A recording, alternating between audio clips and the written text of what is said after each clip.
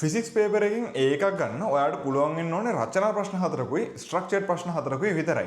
ඒ කියන්නේ ඔයාලට මුළු සිලබස් එකම කවර් කරන්නේ නැතුව ෆිසික්ස් වලට එකක් ගන්න පුළුවන්. ඔයා දැනට ෆිසික්ස් වලට ගොඩක් මහන්සි වෙන කෙනෙක් නම් හැබැයි තාම ඔයාගේ පේපර් එක හරියට ඔයාලට කරගන්න බැරි නම් සහ ඔයා තාම පාස් පේපර්ස් කරලා නැත්නම් මේ වීඩියෝ එක බලන්න. මම මේ වීඩියෝ එකේ කියලා දෙන්නේ ඔයාට මුලින්ම කවර් කරගන්න ලේසි පාඩම් 4ක් ඔයාගේ එසේ 4කුයි ස්ට්‍රක්චර්ඩ් 4යි ගොඩ දාගන්න පුළුවන් වෙන විදිහට.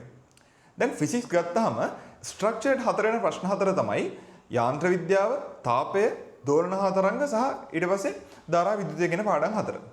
හොඳම වැඩේ කියන්නේ ඔය පාඩම් 4ටම රචනා ප්‍රශ්න 4කුත් එනවා. ඉතින් ඔය පාඩම් 4ම ඔයාලා කවර් කරගත්තොත් මුලින් ඔය පාඩම් 4 මුලින් කවර් කරගත්තොත් ඔයාට ස්ට්‍රක්චර්ඩ් 4කටයි එසේ 4කටයි උත්තර ලියන්න පුළුවන් වෙනවා. හැබැයි සමහර කට්ටිය කියනවා යාන්ත්‍ර විද්‍යාවේ එසේ එක අමාරුයි කියලා. එහෙනම් ඔයාට පුළුවන් පදාර්ථයේ ගුණ කියන පාඩමේ එසේ එක කවර් කරගන්න. එහෙම කරගත්තොත් ඔයාලට පුළුවන් ඔයාලගේ එසේ 4යි ස්ට්‍රක්චර්ඩ් 4යි කවර් කරන් ඉවර කරන්න.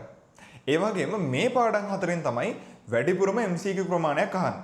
ශේෂ්ඨ වගේ පාඩමක් කවර් කරගත්තොත් ඔයාලට MCQ පේපරේ නෝත් ලකුණු 40ක් විතරම ගන්න පුළුවන් තත්ත්වයට ඔයාගේ සිලබස් එක කවර් කරගන්න පුළුවන්.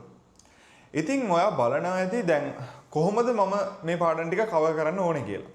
මුලින්ම ඔයා මේ පාඩමේ තියරි ටික මතක් කරගෙන ඉන්න ඕනේ. මුලින්ම තියරි ටික මතක් කරගෙන ඔයාලට පුළුවන් නම් ෂෝට් නෝට් එකක් ගහගන්න. ඒ කියන්නේ ඔයාගේ තියරි එක පොඩ්ඩක් දරුණු වැඩි වගේ නම් ඔයා පුළුවන් නම් ෂෝට් නෝට් එකක් ගහගන්න. ඒ ෂෝට් නෝට් එකේ තියෙන්න ඕනේ ඔයාලට අත්‍යවශ්‍ය තියරි කරුණු ටික සහ ඉක්වේෂන්ස් ටික. ඊට පස්සේ ඒ ෂෝට් නෝට් එකෙම පිටිපස්සේ ඔයාලට පුළුවන් ඔයා MCQ කරද්දි එසේ කරද්දි ඔයා ඉගෙන ගන්න ප්‍රශ්න කරද්දි වැදගත් වෙන පොයින්ට්ස් ටික ලියා ගන්න. අපි මේකට කියනවා ඉම්පෝටන්ට් පොයින්ට්ස් කියලා. ඉතින් ඉම්පෝටන්ට් පොයින්ට්ස් ටික පුළුවන් ඔයාලට ෂෝට් නෝට් එකේ පිටිපස්සේ ලියා ගන්න. එහෙම ලියලා ඔයා සම්පූර්ණ ෂෝට් නෝට් එකක් හදාගත්තට පස්සේ ඔයාට පුළුවන් ක්ලාසිෆයි කරපු MCQ ටිකක් කරලා බලන්න ඔයාට පාඩම හරියටම ටච් වෙලාද කියලා. ගොඩක් ළමයි පාඩම නවත්තන තැනක් තමයි එයාලා කොච්චර MCQ කරත් එසේ ප්‍රශ්න කරන්නේ නැහැ. පුළුවන් නම් අනිවාර්යෙන් එසේ ප්‍රශ්න 5ක් 6ක්වත් ඒ පාඩමෙන් පිටිපස්සට කරන්න. ඔයාලට දැන් අලුත් සිලබස් එකේ පේපර්ස් 6ක් විතර තියෙනවා. 2019 ඉඳන් 2025 වෙනකන්. ඉතින් මේ පේපර් 6ම ඔයාලට කරන්න පුළුවන් නම් ඔයා මුලින් පාඩම් කරපු පාඩමේ ඔයා දැනගන්නවා ඔයාට එසේ එකක් සම්පූර්ණයෙන් කරන්න පුළුවන්. ඒ වගේම ඔයාට MCQ ටිකත් හොඳට කරගන්න පුළුවන් මේ පාඩමෙන් කියලා. ඊළඟට ඔයා කරන්න ඕනේ මේ පාඩමට අදාළ ප්‍රැක්ටිකල් ටික ප්‍රැක්ටිකල් හෑන්ඩ්බුක් එකෙන් හරි නැත්නම් ඔයාට තියෙන වෙන විදිහකින් හරි බලාගෙන ඒක හොඳට තේරුම් අරගෙන ඒකේ වීඩියෝ එකක් බලන්න පුළුවන් නම් ගොඩක් හොඳයි. හරිද? බලලා ඒක තේරුම් අරගෙන ඒ ප්‍රැක්ටිකල් එකෙන් අහපු ස්ට්‍රක්චර්ඩ් එසේ ප්‍රශ්න ටිකක් කරන එක තමයි ඔයා කරන්න ඕනේ. එහෙම ගත්තාම ඔයාට ඒ පාඩම සම්පූර්ණයෙන්ම පුළුවන් වෙනවා. ඉතින් හිතන්න ඔයාට දවස් 3-4ක් ඇතුළත පාඩම් එකක් සම්පූර්ණයෙන්ම පුළුවන් කරගන්න පුළුවන් ස්ට්‍රක්චර්ඩ් එසේ සහ MCQ කියන තුනම කවර් කරගෙන. ඉතින් ඔයා මෙතනින් ඉස්සරහට ෆිසික්ස් පාඩම් කරනවා නම් මුලින්ම පාඩම් 4ක් පුළුවන් කරන් ඉන්න. පුළුවන් කරගෙන ඔයා හැම සතියෙම ෆිසික්ස් පාස් පේපර් එකක් MCQ එකයි එසේ එකයි සම්පූර්ණයෙන් ෆුල් කරලා දාන්න. එතකොට ඔයාට පුළුවන් වෙනවා ෆිසික්ස් ලකුණු ගන්න දැන් ඉන්න මට්ටමට වඩා ගොඩාක් වැඩි කරගන්න. අනිවාර්යෙන් ඔයා මේ විදිහට වැඩ කරොත් ඔයාගේ එසේ එකටත් ෆුල් මාක්ස් වලට ලං වෙන නිසා MCQ එකත් ෆුල් මාක්ස් වලට ලං වෙන නිසා අනිවාර්යයෙන්ම ඒකක් ඔයාට ගන්න පුළුවන් වෙනවා. ඉතින් එහෙනම් ඔයාට පාඩම් ටික ඉගෙන ගන්න ඕන නම් ඔයාට හොඳ ක්‍රමයක් තියෙනවා.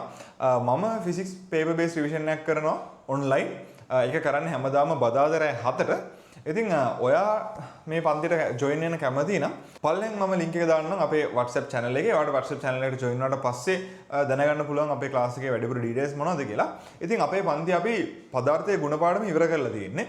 ඉතින් ඔයා ජොයින් වෙනවා නම් අලුතෙන් මට පදාර්ථයේ ගුණ පාඩමේ රෙකෝඩින්ග්ස් ටික වගේම දැන් අපි තාපේ පාඩමෙත් 70%ක් විතර කවර් කරලා තියෙන්නේ.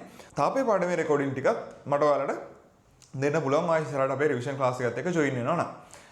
ඉතින් ඔයාලට තව ඉලෙක්ට්‍රොනික්ස් වගේ පාඩමක් කවර් කරගන්න try කරනවා නම් ඉන්දුවරිලුක් මගේ YouTube channel එකේ මම playlist එකක් හදලා දිනවා. මම අවුරුදු දෙකකට හරි කලින් ඉලෙක්ට්‍රොනික්ස් පාඩම උගන්වපු playlist එකක්. ඉතින් මම මේ පාර රිවිෂන් ක්ලාස් එකේ ඉලෙක්ට්‍රොනික්ස් පාඩම කරනවා. ඔයාලට දැනට ඕන නම් ගිහිල්ලා ඒ වීඩියෝ එක බලලා ඉලෙක්ට්‍රොනික්ස් එසේ එක කවර් කරගන්න පුළුවන්. ඉතින් ඔය විදිහට ඔයා YouTube එකේ හරි අනික් සෑල උගන්වපු ක්ලාසස් වලින් හරි කොහොම හරි මම අර කලින් කියපු විදිහට ඔයාගේ සිලබස් එක කවර් කරගත්තොත් ඔයාට අනිවාර්යෙන් ඒ එකක් දාන්න පුළුවන්. එහෙනම් ෆිසික්ස් අමාරුයි කියලා දුක් වෙන්නේ නැතුව ෂුවර් එකටම ගිහිල්ලා හොඳට වැඩ ටික කරගන්න. good luck. ආයි මේ වගේ වැදගත් වීඩියෝ එකකින් හම්බෙමු.